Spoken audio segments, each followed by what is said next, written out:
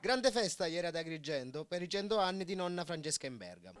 Nonna Francesca, innanzitutto auguri. Come ha fatto a conservarsi così bene fino a 100 anni?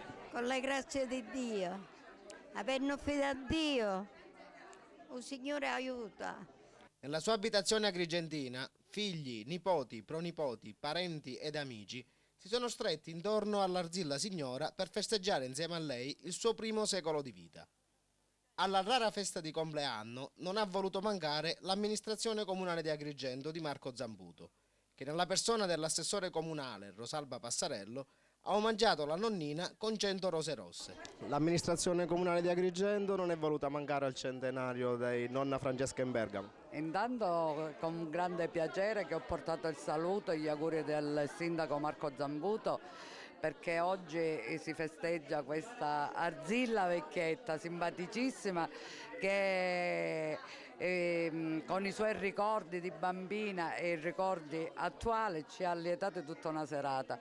Veramente un piacere trovare queste persone così presenti che festeggiano 100 anni, e quindi abbiamo portato 100 rose come simbolo per festeggiare questa bellissima giornata, questo avvenimento, perché di avvenimento si tratta. Il secolo di vita non ha scalfito minimamente i ricordi nella mente della signora Francesca, che tra le altre cose ha assistito anche ai 2 conflitti mondiali.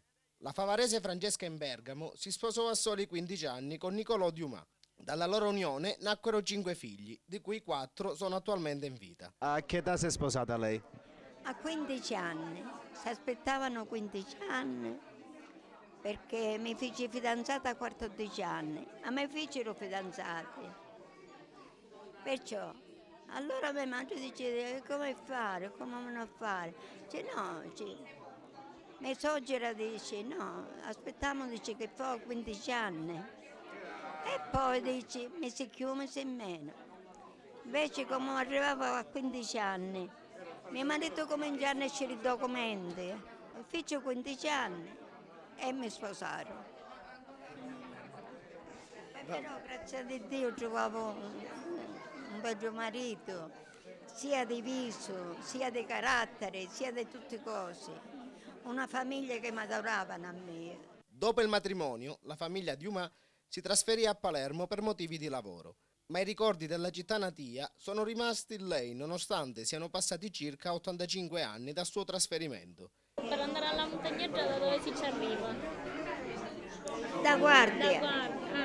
Da guardia, si cammina sempre dritto, fino a che si arriva a montagnetta che è terreno nostro. Alla Massa Badia, alla Badia ci andavi tu? Io a Massa Badia. E crescevo, si può dire, a Badia. Il marito Niccolò era il nipote del grande scrittore francese Alexandre Dumas. Quest'ultimo, autore della saga dei 3 moschettieri e del celebre romanzo Il Conte di Montecristo. Lo scrittore, attualmente seppellito nel Pantheon di Parigi, nel 1870 si trasferì a Favara, dove sposò una donna del luogo, da cui nacque il suocero della signora Francesca. Quest'ultima ha voluto anche commentare lo stile di vita dei giovani di oggi. Sono un poco disfrenati, perché i madri ci donano libertà. Invece prima a madre se le teneva strette figli e figli. E i mascoletti ci hanno voluto pigliati. Ma i femminetti hanno stare sotto di mia. Una nonna di 100 anni, che cosa si prova? Si prova una grande emozione, anche perché mi rendo conto che non è da tutti avere una nonna di 100 anni appunto ancora viva. Una grande emozione e siamo qui infatti a festeggiarla con tutti i parenti e gli amici.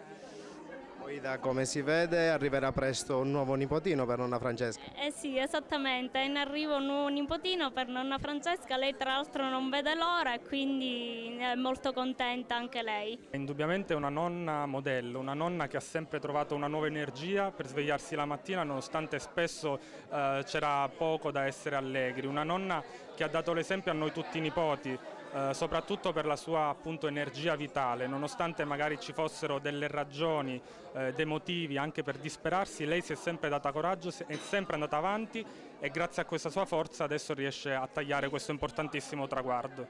Lei si incontra persone, ci dice, vi saluto a tutti i favaresi. Va bene. Grazie, ancora ancora.